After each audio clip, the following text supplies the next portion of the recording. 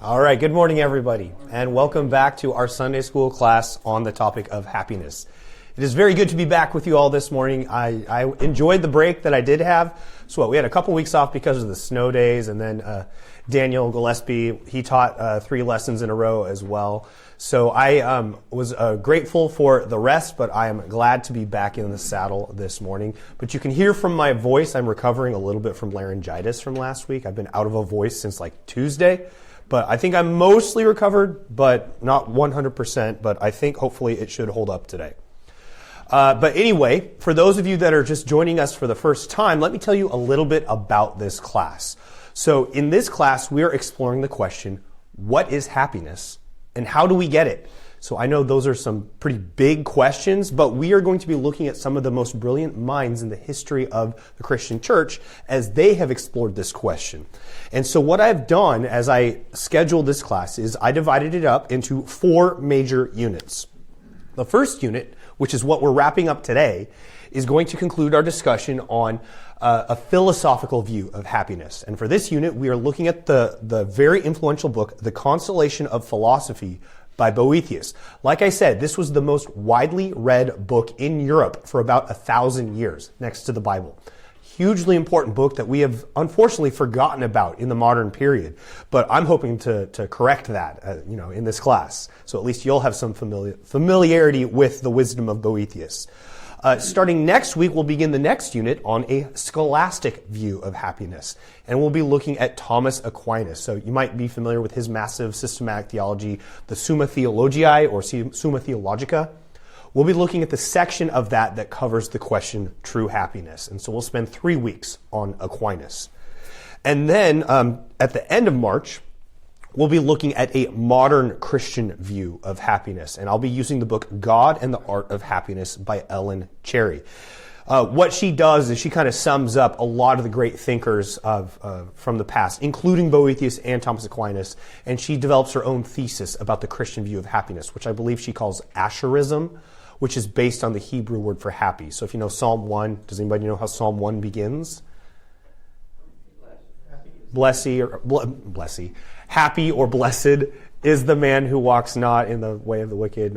And so anyway, that word for happy or blessed, the first word of Psalm 1 is asheri. And so she gets the word asherism from that and develops a Christian theory of happiness from that. We will wrap up the class with a couple weeks on looking at a modern secular view of happiness. We'll be using the book The Happiness Hypothesis by Jonathan Haidt. How many of you are familiar with Jonathan Haidt? So he's a very influential author. He's a secular Jewish author, a moral psychologist. I think he's at New York University, and he's written some very important books in recent years. One of my favorites by him is called The Righteous Mind, which looks at like the psychology of how people form moral judgments on both the conservative and liberal end of the political spectrum. He's also written other books, more recently a book called The Anxious Generation, which is very important, which looks at the rise of mental illness among Generation Z, which he attributes largely to social media usage and screen time. So there's a lot of insights, even from a non-Christian perspective, that we can learn from him. There will be some critiques as well, but I think based on what we're learning from these previous units of the class, we'll have that framework to evaluate him properly. So that's big picture what we're doing in this class. Let's zoom in now on the current unit, so a philosophical view of happiness. And so this is the 5th week. Boethius' book, The Consolation of Philosophy, is divided up into 5 books. So we've been going 1 book per week. We'll wrap up that discussion today. But let me give you a little bit of the background on who Boethius was and what this book is about and why it was so important. So you may remember the very first week that I started teaching, I told you a little bit about who he was. He was a political leader in the court of the barbarian king Theodoric. So he's alive in the late 5th century, early 6th century, after the fall of the Roman Empire. And so there's a barbarian Gothic king, Theodoric, who's on the throne in Rome. And so there's this interesting dynamic going on in Rome at the time.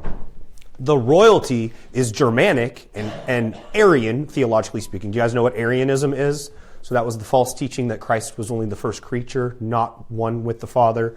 So what had happened was the Goths, before invading Rome, had previously converted to Arianism because of the missionary work of the Arians.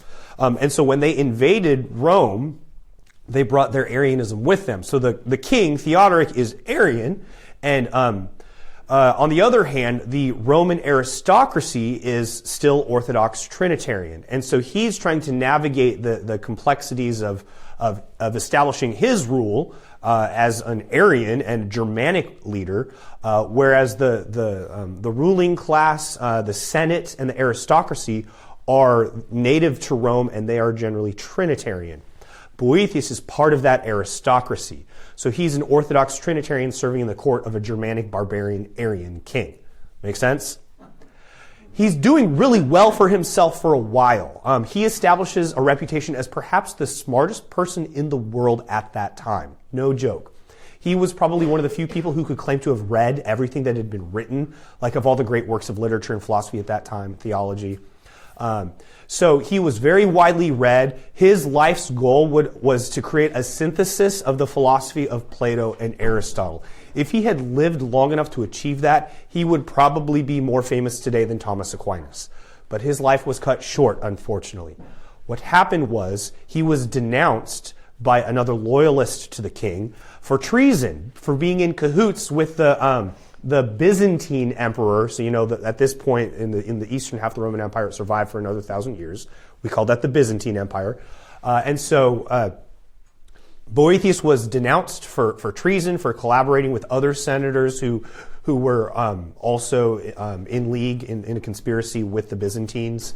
And so he was stripped of his title, stripped of his property. He was sent off into exile to the town of Pavia, which is like right outside of Milan, so hundreds of miles away from Rome. And he, in this condition, he falls into a deep depression. Everything has been taken away from him, and he is wallowing in his own self-pity and misery, awaiting his execution, and he will go on to be executed. But for that year or so where he's in exile, what he does is he relies upon all of his classical education to reorient his thinking so that he can recognize, despite everything he's going through, he can still be happy. And so this book is basically the fruit of his reflections during his exile. It is written in the form of a dialogue between himself and the personification of wisdom, which he describes as Lady Philosophy. She comes along and she's correcting his thinking all along the way, saying, no, you're not thinking about this correctly. You've forgotten who you truly are. You've forgotten what your destiny is. Once you're thinking clearly, you'll find that you can still be truly happy. And the dialogue itself alternates between prose and poetry. And so it's a very moving piece of literature. Like I say to people, if there was only one book I could have with me if I was ever stranded on a desert island, not counting the Bible, it would probably be this book, The Consolation of Philosophy. Well, I might go with Lord of the Rings too. So I know I'm kind of conflicted on that one, but still, that would be a great option to have with you. If you ever find yourself stranded on a desert island, you got to pick what book you can have with you. Anyway, what we've looked at so far is, let me give you just a basic outline of the book so far. The book begins with Boethius expressing his sorrows, thinking about all that he's lost, and that's when Lady Philosophy arrives on the scene and basically reprimands him, saying, you've forgotten who you truly are. And then in the next chapter on fortune, they talk about how unreliable fortune is. If you're seeking for your happiness in the goods of fortune, you're bound to be disappointed because fortune is fickle. You might be blessed with fortune one day and have it all taken away from you the next, which is exactly what happened to Boethius. And so we need to think about what truly makes us happy. And so that's in book 3. They start to work towards a positive definition of happiness. They come to the conclusion that all the goods of fortune, whether that is wealth or fame or pleasure or whatever it is, they're getting at some aspect of happiness, but they're not the same thing. And if you mistake it for the true thing, you're going to be disappointed and you're going to be deluded. Because these goods of fortune, they're only images or reflections of the true source of happiness. One commentator on Boethius gave a really memorable description of what it's like to grasp onto these goods of fortune as if they were the thing itself. Imagine that there's a soldier on deployment on the other side of the world, And one day he's talking with his, brothers at arms, and he pulls out a picture of his sweetheart. And he says to, the other soldiers, hey, check this out. This is my sweetheart. And the other soldiers look at the picture and they're like, oh, she's so beautiful. You must really miss her. And then the soldier says, what are you talking about? She's right here in my hand. You see what's wrong with that picture? There's something valuable to having the picture, right? It reminds you of what you love. And it's an encouragement, but it's also a reminder of what's not with you right now. And so there's a sense of incompleteness to that as well. We're not supposed to mistake the image for the reality. And so Boethius is reminding us through the voice of Lady Philosophy that these goods of fortune are only the image. They are not the reality itself. Let's think about what it would take to make us truly happy. The thing that would make us truly happy would have to be something that can never be taken away from us. It is complete in itself, so it leaves nothing else to be desired. We are fully satisfied once we have it. What in the world can possibly do that for us? It doesn't come from the goods of fortune, so what other source would we have to look to? Well, as Christians, we know the answers to that. But what Boethius is doing in this dialogue is showing that what we know because of the revelation of God in Scripture, we can also reason towards through philosophy. So what he's doing in this book, and there's a reason why it's called the Consolation of Philosophy. He was a philosopher by training, although he was also very well educated in Christian doctrine and theology.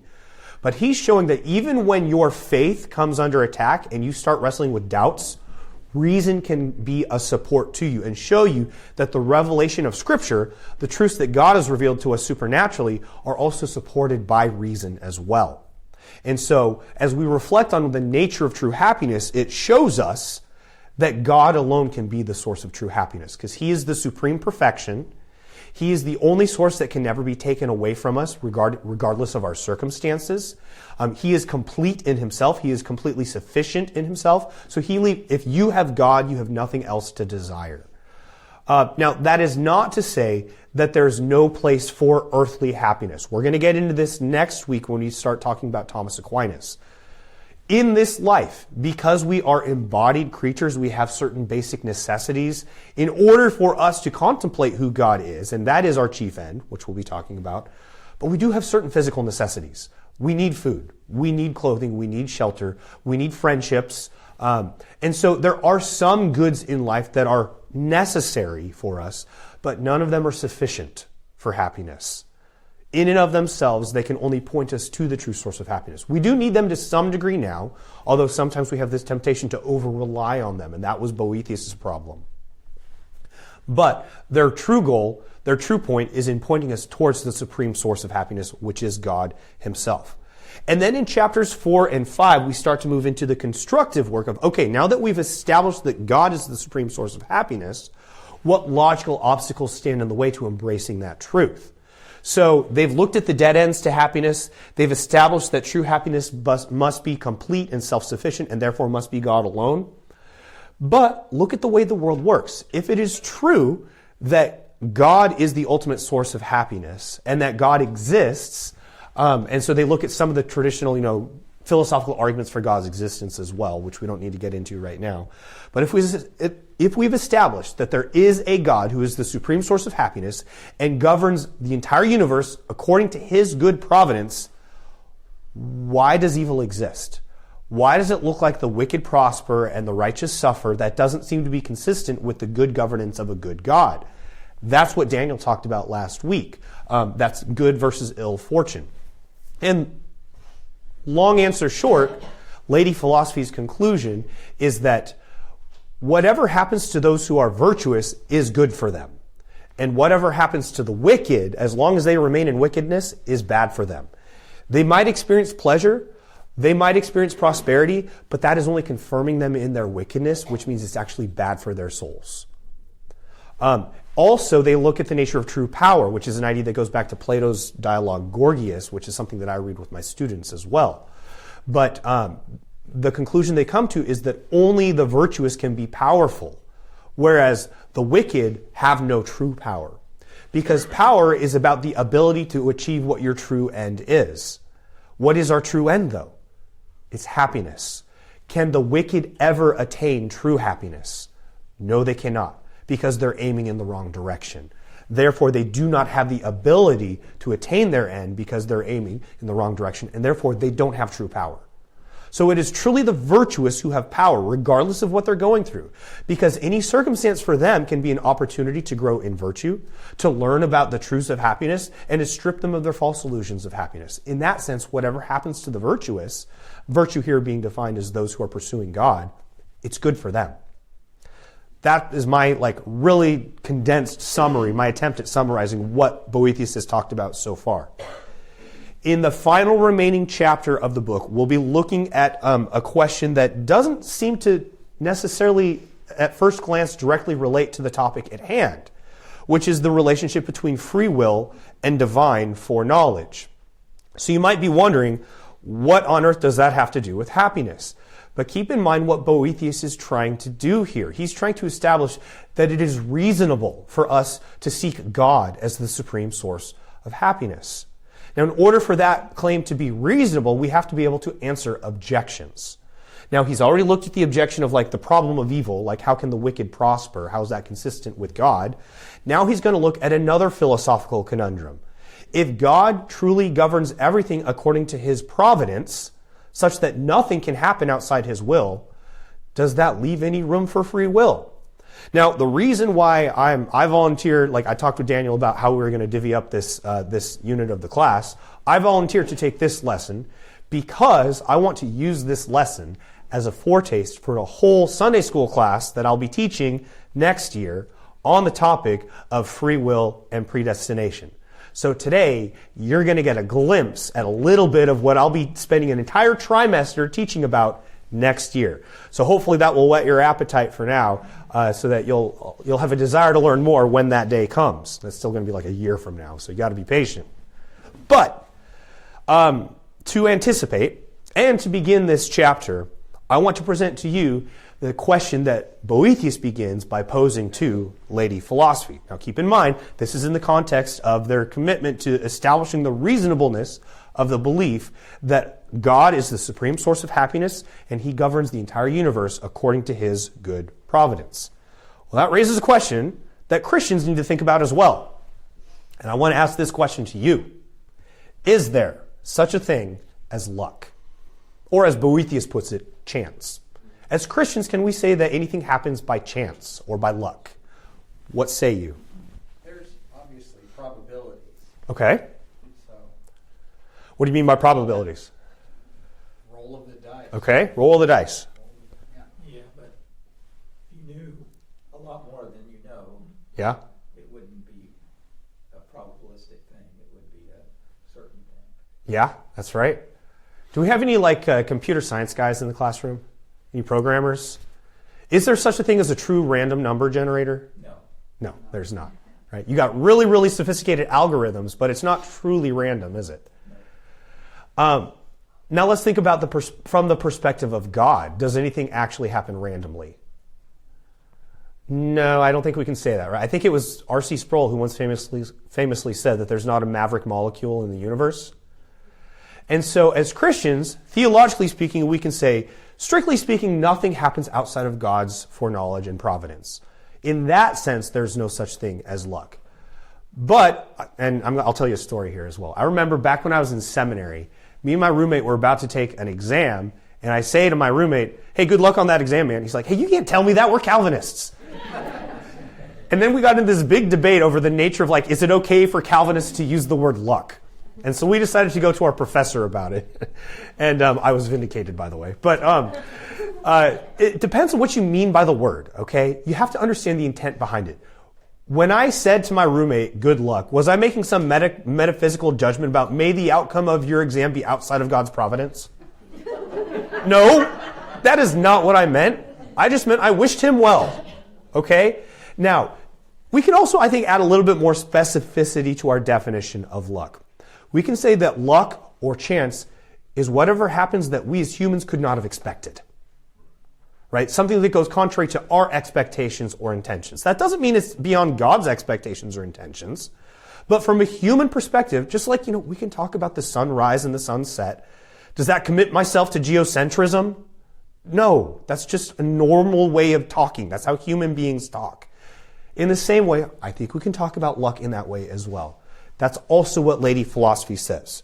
She uses the example of, suppose you have some farmer, think back in ancient Rome, who's plowing his field and digs up a treasure trove of gold that had been buried there who knows how much earlier before by somebody else.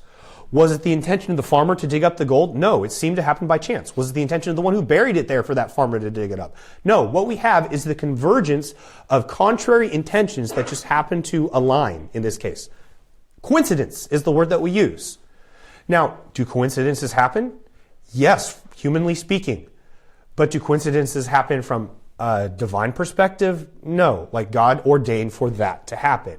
So we need to make a distinction between a man's eye view and a God's eye view. If we're talking on a human level, it is legitimate to speak of luck or chance or coincidence, as long as we're not trying to extend that into metaphysical judgments that limit God's power or providence or anything like that. That should make sense so far, right? Are you with me? I haven't lost you yet? Okay. But once we've established that, Boethius then goes to raise a related question. Okay, so we can talk about luck, but is it okay for us to talk about free will? So in this case, we're not talking necessarily about random events or seemingly random events. We're talking about the ability of human beings to make choices for themselves. So this is a tougher one for you Calvinists. Can we say that human beings have free will? What do you think? I think yes. You think yes. Okay. We choose to sin. We choose to sin, for sure. What do you claim? Free within our nature. Free within our nature. Ooh, I like it. Okay. So again, I think just like with the question about luck, it's a yes and a no, right? We can say that, are we free to act contrary to God's foreknowledge and providence? No, we don't have that kind of freedom. But do we have the ability to reflect on our choices and to deliberately make choices according to our intentions? Yes, that is actually what it means to be human. If we didn't have that ability, we would no longer be human. We would just be robots or animals at best. So there is a sense in which we can talk about free will in the sense of rational decision making, making choices for reasons, knowing what our goals are and pursuing our goals. But it does get a little bit more complicated than that. Lady Philosophy also talks about how some men are freer than others. We could also speak of a certain kind of moral liberty, where you are freest when you are living virtuously. Whereas the person who is enslaved to sin, think of the addict. Is an addict truly free? No, there is a sense in which they have lost their freedom. Now, it's been by their own choice, right? They made a series of bad choices that trap them in the snares of sin or addiction or idolatry. And so there's a sense in which some men can be less free than others.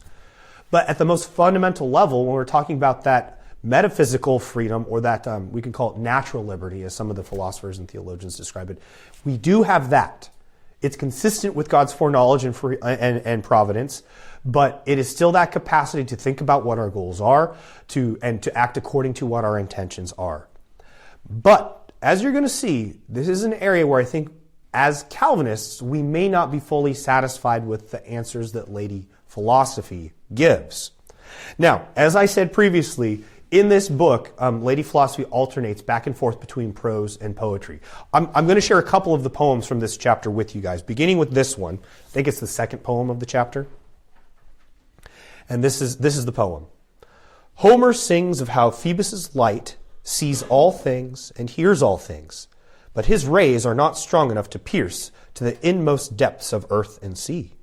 But this is not so for the great Creator, whose gaze goes deeper, unobstructed by matter's opacity or night's utter blackness. Instead, he sees what is, what was, and what is to come, in an instant's insight, only his, who is the true and only Son. Now, Greek mythology question. Who is Phoebus? Does anybody know who Phoebus is? The guy that drives the chariot. Yeah, the chariot driver, yeah. Also known as Apollo. It's the same god. I think one's the Greek name and one's the Roman name, maybe. But Apollo is the charioteer who pulls the sun through the sky, the god of the sun, essentially. So in these poems, there's a lot of references to Greco-Roman mythology and history. A lot of the Greek gods and Roman gods are mentioned here. So that's what's going on here. What is Boethius trying to communicate here? The sun can illuminate a lot of things, but there are some depths to which the sun cannot pierce, and yet God knows those things. And so God himself is omniscient. Everything is clear to God. And so they are situating their discussion of free will within the context of God's complete foreknowledge. So this is a good start, at least. I think this is common ground that we find with lady philosophy. It would be contradictory to, for example, how many of you have ever heard of a philosophical or theological system called open theism? Does anybody know what open theism is? What is it? Charles? Kind of like process theology. Yes. God. Yeah, God is Learning? Yeah, God is learning. That's right. So it has sort of a counterpart within the world of 20th century philosophy, process theology. Open theism is the belief that God does not know the future. He responds to the free choices of human beings and revises his plans accordingly. And so he's not omniscient. It denies the classical doctrine of divine omniscience. There are some popular theologians out there who affirm open theism. One of the best known open theists that I'm aware of would be Gregory Boyd, if you've ever heard that name. He's a brilliant New Testament scholar, but there are several points of doctrine where I would not agree with him, and that's one of them. Any certain denomination at this point? It's going to be more common among Anabaptists and Methodists. You're not really going to find it among like Reformed or Presbyterian traditions. But yeah, Anabaptist, Methodist, non-denominational would probably be the most popular places where you'd find it. Although that's not to say that it's the dominant view in any of those traditions, but that's where you're most likely to find it. So what we're seeing here, though, is an affirmation of God's omniscience. So lady philosophy does affirm God's complete foreknowledge over everything, including human choices. But this raises a series of puzzling questions for Boethius, which I'm sure all of us have wrestled with before. These are some of the questions that Boethius asks. If God foreknows everything, then can we really have free will? How can you say that we have a choice in the matter if it's fixed by what God already knows will happen? Can we really choose contrary to that? Can there be any just basis for rewards and punishments if that's the case? Does this make God the author of evil? And also, what's the point of prayer if this is true? And I've also heard some people say, what's the point of evangelism? What's the point of doing anything if it's all foreknown by God? It's all fixed by God's foreknowledge, so why does any of it matter? Have you guys ever heard these questions before? These will be the core questions we'll be looking at in my whole class on predestination and free will. And there are different ways that different Christian traditions have answered this question. I should say up front, I don't think there's one Christian answer to these questions in the sense that if you get these wrong, you're a heretic. I think there is room for diversity of views within the broad Christian tradition. But within the Reformed confessional tradition, we do have a particular set of answers to these questions, and I'm going to defend the Reformed response to these questions. But it is challenging. So let me begin by asking you this question. This is, again, I'm giving you a foretaste of my upcoming Sunday school class on this. Does anybody know what the acronym TULIP stands for? What's the T? Total depravity. U? Unconditional election. L? Limited atonement. I? Irresistible grace. And P? Perseverance of the saints. Very good. You guys know your Calvinism. Okay. Now, does anybody know what the alternative theological system is? That's Calvinism. What's the opposing view? Arminianism. Okay. There is no elegant flower acronym for Arminianism, unfortunately. The best I could do, and this is what I've taught my students for like a decade now, H-curb. Okay. I know it's not as elegant, but it works. Okay. It's essentially the opposite of each of the letters of TULIP. H is hypothetical depravity. What do I mean by this? Total depravity basically means that in your nature, you cannot say yes to the gospel. You cannot truly believe the gospel because you are enslaved to your sin. Hypothetical depravity says, well, hypothetically you'd be unable to say yes to the gospel, except for the fact that God has extended universal prevenient grace to all people. That is the grace that precedes faith. This is a gift he gives to everyone, which restores their free will and gives them back the ability to say yes or no to the gospel. So depravity, in the sense of being totally unable by yourself to say yes to Jesus, that's only a hypothetical scenario. It doesn't actually apply to anybody because of God's prior grace given to everyone. So it does reduce the condition of depravity to a hypothetical condition, which is why I call it hypothetical depravity. The rest of these are a little bit easier to understand. Unconditional election versus conditional election. Here's the fundamental difference, and here's how I describe it to my students. Unconditional election means that we choose God because he chose us. Conditional election means God chose us because we choose him. That is, according to Arminianism, God looks into the future because of his foreknowledge, and he can see who will freely choose him, and on the basis of your choice, he'll elect you. So that's how an Arminian is able to say they do believe in predestination, but it is a conditional predestination based on his foreknowledge of your faith. Limited atonement versus unlimited atonement. Who did Jesus die for?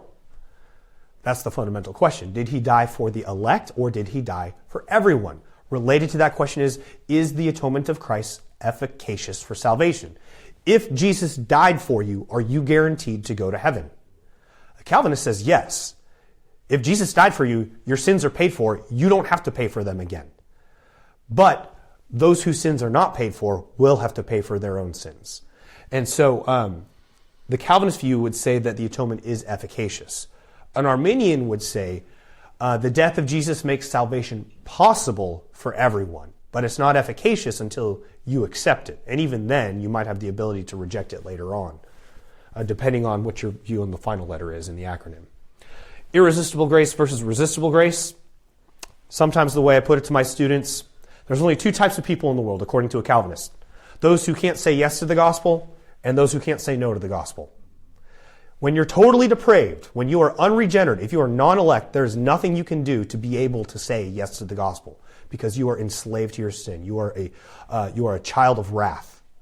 But when the Holy Spirit enters into your heart and replaces your heart of stone with a heart of flesh, that's being born again, regeneration, that makes you willing to say yes to the gospel. And at that point, you can't say no to the gospel. Whereas in resistible grace, it's a grace given to all people, so everyone is able to say yes or no to the gospel. And then the final point is perseverance of the saints, like once saved, always saved. If God gives you the grace of regeneration, he never takes it back. So backsliding, that was the one that Arminius himself, the founder of Arminianism, he was uncertain of.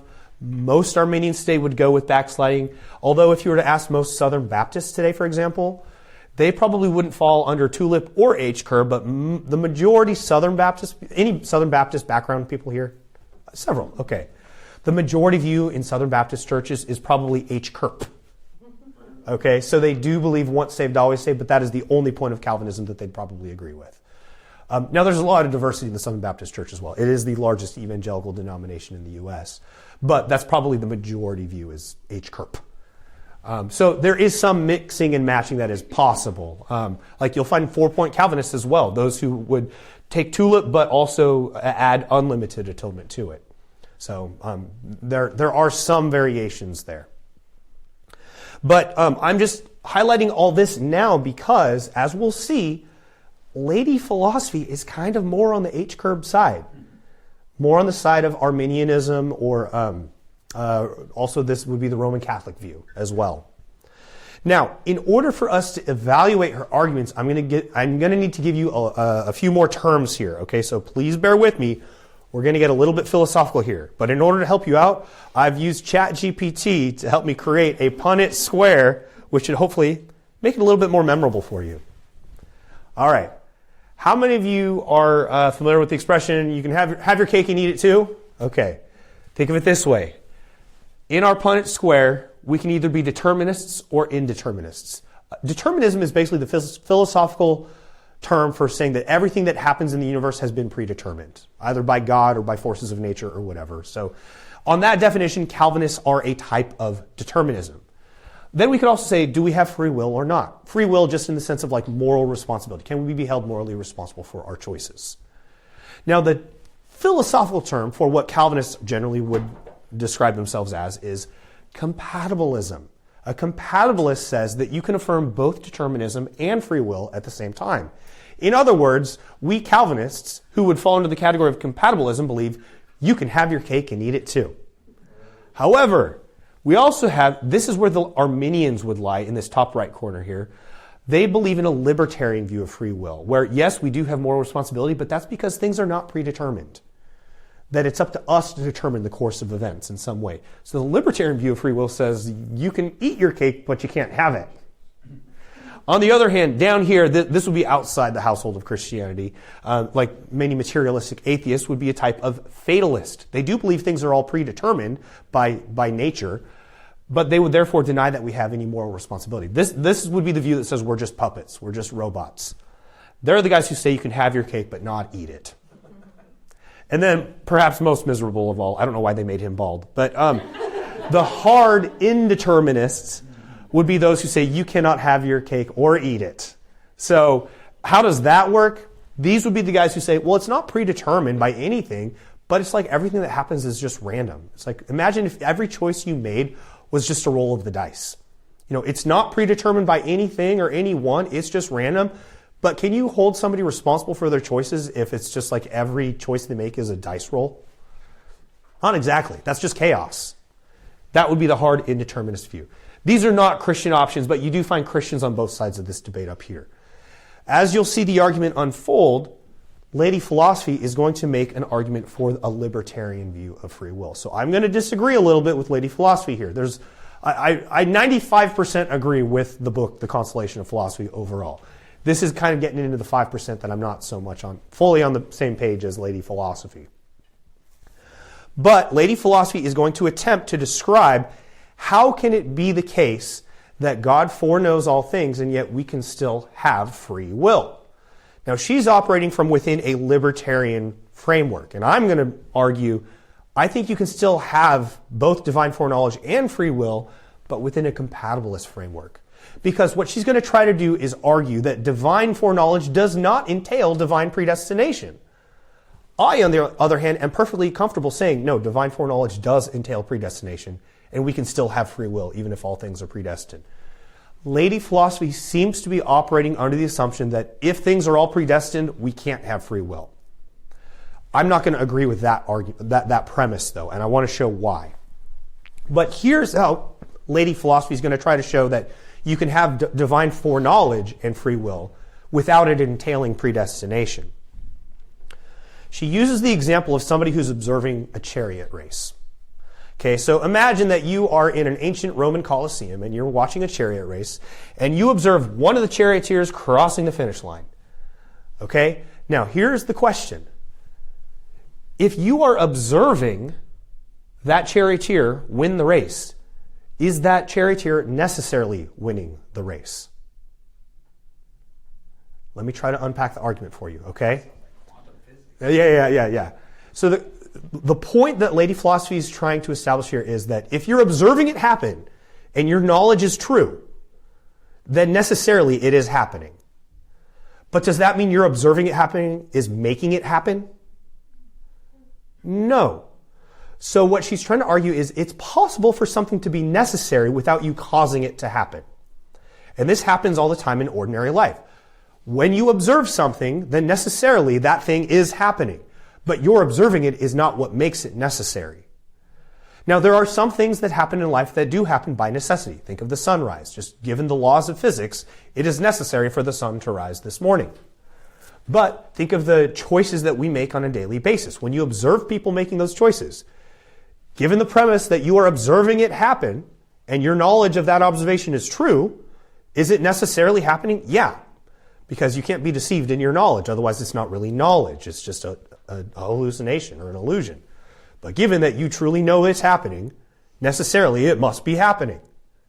That's Lady Philosophy's argument for how it can be possible for everything to happen in the universe necessarily without it being caused by God's knowledge. She wants to avoid that implication, that God is causing everything to happen. This has actually turned out to be a very influential philosophical argument for divine knowledge and free will in the history of the church. In fact, none less than C.S. Lewis defended the Boethian view of divine foreknowledge. How many of you have ever read Mere Christianity?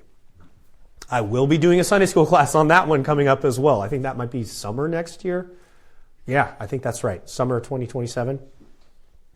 But here's an excerpt where Lewis is trying to make sense of God's relationship to time. Because in this example, we're talking about a human spectator, right? We're talking about somebody who's like on the timeline, a linear view of time where everything for us happens in relation to before, during, and after. But God is outside the timeline, isn't he? So how can we apply this principle to a God who is beyond time entirely? Here's how C.S. Lewis tries to make sense of it. And this is exactly what Lady Philosophy is arguing in terms of reconciling God's foreknowledge with the necessity of events that happen. So this is Lewis from Mere Christianity. Another difficulty we get if we believe God to be in time is this. Everyone who believes in God at all believes that he knows what you and I are going to do tomorrow. So already, to his credit, C.S. Lewis disagrees with open theism. Right? He affirms divine foreknowledge. But if he knows I'm going to do so-and-so, how can I be free to do otherwise? Well, here, once again, the difficulty comes from thinking that God is progressing along the timeline like us. The only difference being that he can see ahead and we cannot. Well, if that were true, if God foresaw our acts, it would be very hard to understand how we could be free not to do them. But suppose God is outside and above the timeline. In that case, what we call tomorrow is visible to him in just the same way as what we call today. All the days are now for him. This is crucial for Lady Philosophy's argument in Boethius. He does not remember you doing things yesterday. He simply sees you doing them. Because though you have lost yesterday, he has not. He does not foresee you doing things tomorrow. He simply sees you doing them. Because though tomorrow is not yet there for you, it is for him. You never supposed that your actions at this moment were any less free because God knows that you are doing them. Well, he knows your tomorrow's actions in just the same way, because he is already in tomorrow and can simply watch you. In a sense, he does not know your action till you have done it, but then the moment at which you have done it is already now for him. Do you understand how this argument's working? So for God, God is in the eternal now. Everything that happens, even what you do tomorrow, is now for God. That's how he can see you doing it and not be causing you to do it. That's Lewis's essential argument. Now, what do you think of this argument? Is that a reasonable description of divine foreknowledge and God's relationship to time? He's a Southern Baptist. It sounds like he's a Southern Baptist? No, that's what I believe. Oh, that's what you believe as a Southern Baptist. Okay, yeah, okay. I think there is something pretty substantial missing from this description of God's foreknowledge, though. And if I were to sum up the thing that's missing, which is maybe what's maybe unsettling you if you don't know how to put it to words, here's the issue with that argument. God is the creator, not just a spectator. Not only is he observing that chariot win the race, he created that chariot, knowing in advance that the chariot would win the race. That's a little bit different from God just observing everything, even from the eternal now, which I agree with. God does see all things as an eternal now from his perspective. But what's missing from Lady Philosophy's argument is the fact that God created those things as well. He's not just observing them happen. He made them to happen, knowing what would happen if he made them. So what I'm going to do to you is present a syllogism to critique Lady Philosophy's claim. So remember, the claim is, according to Lady Philosophy, divine foreknowledge does not entail divine predestination. I'm going to argue the opposite. If we believe in divine foreknowledge, we do need to believe in divine predestination. Here's my argument for why that's the case. Premise number one. If God's will is the ultimate source of all human choices, then predestination is true. What do you guys think? Do you agree with that or disagree? If God is, that's kind of just the definition of predestination, right? It's true by definition. So could even an Arminian accept that definition? If God was the source of all our choices, then predestination, the strong Calvinist definition would be true. Now, they deny that. They say we're the ultimate source of our choices. God foreknows that, but we're still the ultimate source. But we can at least agree that if God is the ultimate source of everything we do, good and evil, then predestination is true. All right. Accepting that, let's move to the next premise. Imagine God's knowledge before the moment of creation. Before creation, God foreknows all possible worlds. Not only the world he did create, but also the worlds he could have created. Now, we believe God's omniscient, right? So we should be able to agree on that premise, correct? Okay, let's see where that premise takes us then. Would we also agree that God wasn't obligated to create any world at all? He wasn't obligated to create the world he did create. He could have created another world. Now, with the caveat that any world he does create would have to be consistent with his character. So he could not create a world where idolaters go to heaven. Right? So let's exclude that, or a world where there are four-sided triangles. Right? So let's just limit it to those that are consistent with his character as true and good. Yes, Kathy? When you say could not, you mean would not? Like Could not. God could not. Yeah, I'm going to argue more strongly because if God allowed idolaters into heaven, he would not be good. So, this is there is a debate in the Middle Ages over the extent of God's power as well. There are those who go the maximal view that say, no, God can make four-sided triangles. He can make married bachelors. I would say those are incoherent. If God is a God of truth and goodness, he will never do something that is contrary to truth and goodness. Just like think about what the book of Hebrews says. God cannot lie. Is that a limit on his power that he cannot lie? No, it actually maximizes his perfection. If he could lie, he would not be God. So this also, if you're familiar with St. Anselm, he defined God as the greatest being imaginable, which I think is a good definition of God. But a God that lies or commits evil or breaks his promises would not be as great as a God who is always truthful and always fulfills his promises. And that is the God revealed in Scripture as well. And so I would say that a God who creates a world that is contrary to his own perfection, that's outside the realm of what God can do, because that would be a violation of who he is. But, I mean, I'm just adding that caveat, but it's not necessary for us to defend that for this argument. Let's just say, hypothetically, he didn't have to create our world. He didn't have to create any world, did he? Was God perfectly 100% content just being himself apart from creation? Did he need us in any way? Was he obligated to make us in any way? No. And that's true whether he made this world or some other world. He could have made a world where Kyle was not saved. I would be sad in that world. But it was possible for him to make that world. So, he knows all possible worlds, and he's free to create any possible world. Therefore, God's decision to create this world, the actual world, rather than some other possible world, is ultimately due to his own choice, his own will. His hands were not tied when he created our world. He didn't have to create this world, but he chose to. The ultimate reason he did so was because he wanted to. Now, if that's the case, then it means that everything that happens in this world, including our choices, is ultimately due to his will. And if it's true that everything that happens is due to God's will, then look back at premise 1. What's our definition of predestination? If God's will is the ultimate source of everything, then predestination is true. So what's our conclusion? Predestination is true. What do you guys think?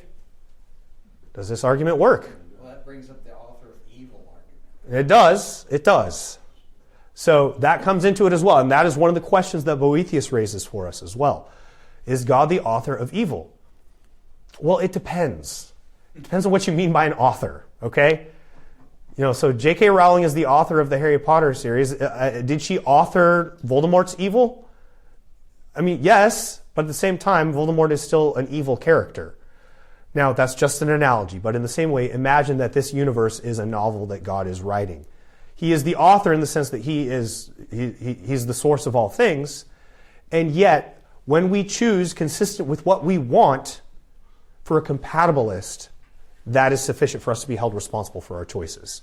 Yes, God predetermined it, but because it's what we want to do, we are responsible for it. Now, there's a lot of questions there, and you're going to have to be patient, wait a year, because I will get back to explaining that in more detail for our Sunday school class on predestination. But that is my attempt to defend the thesis that if divine foreknowledge is true, then divine predestination is true. Lady philosophy does not want to accept that premise, but I'm going to defend it. So that's one place where I'm going to argue I do slightly disagree with Boethius here. However, there's still a lot of wisdom that I would fully affirm in what Lady Philosophy says and what Boethius says in the voice of Lady Philosophy.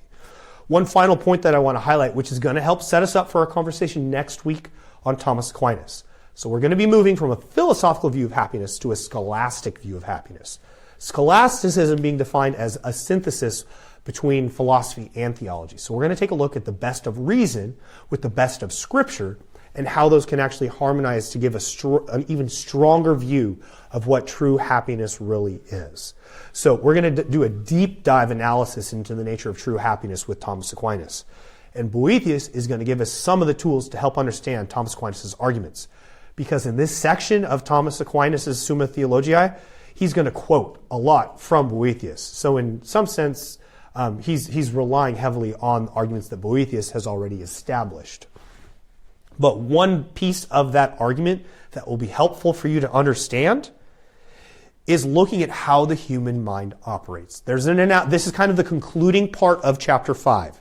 I had some fun with ChatGPT here, you can see. But one of the concluding arguments of Lady Philosophy is to look at how the human mind works.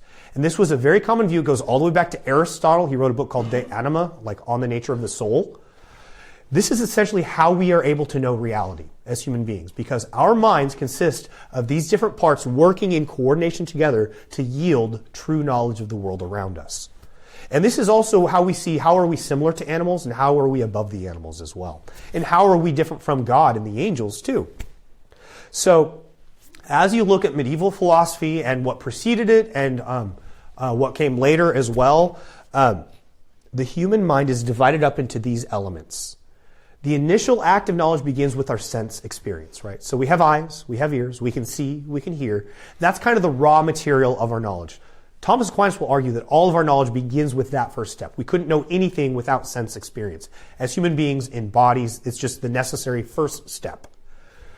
So the world's coming at us through sensory stimuli. We see it with our eyes, we hear it with our ears.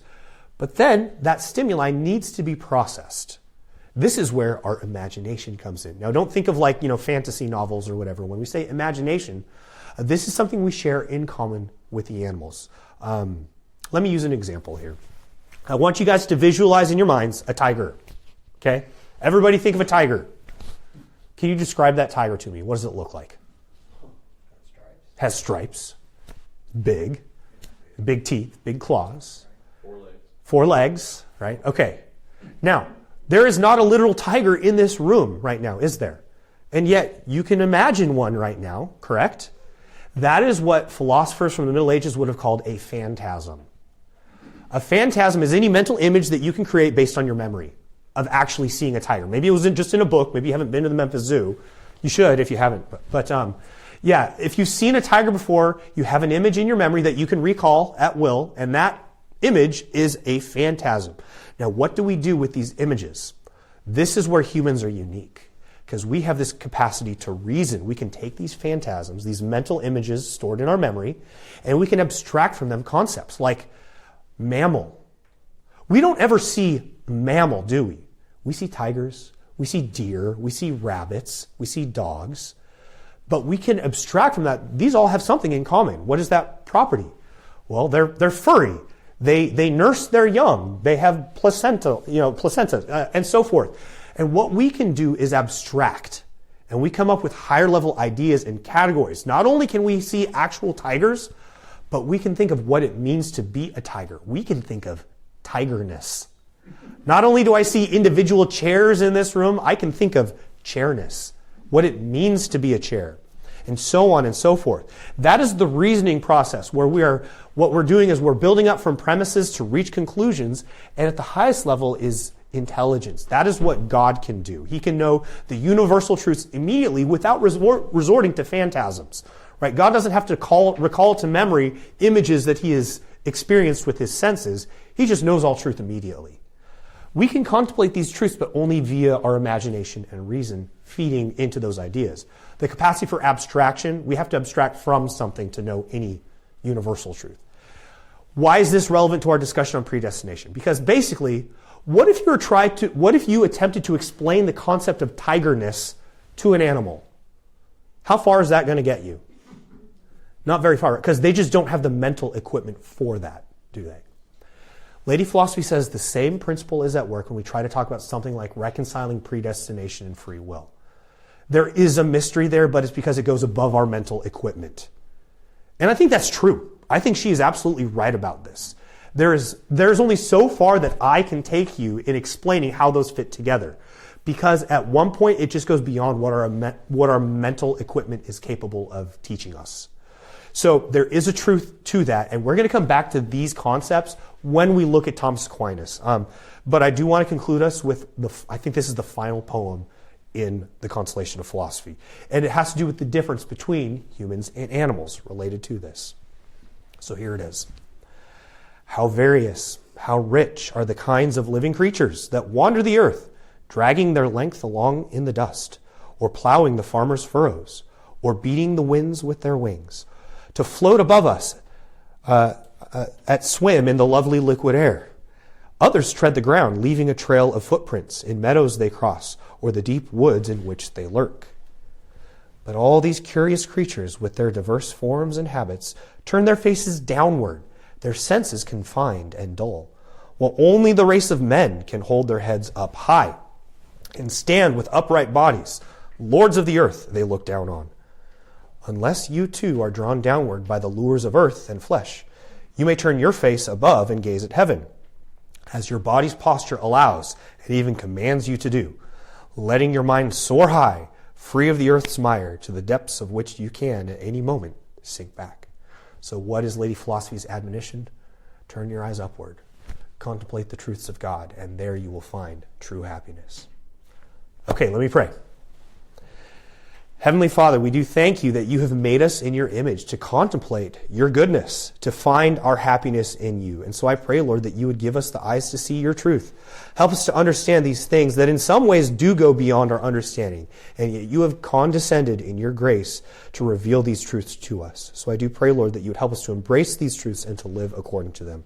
We pray this in Jesus' name. Amen. All right, thanks everybody. Hopefully you can come back next week for a discussion on Thomas Aquinas.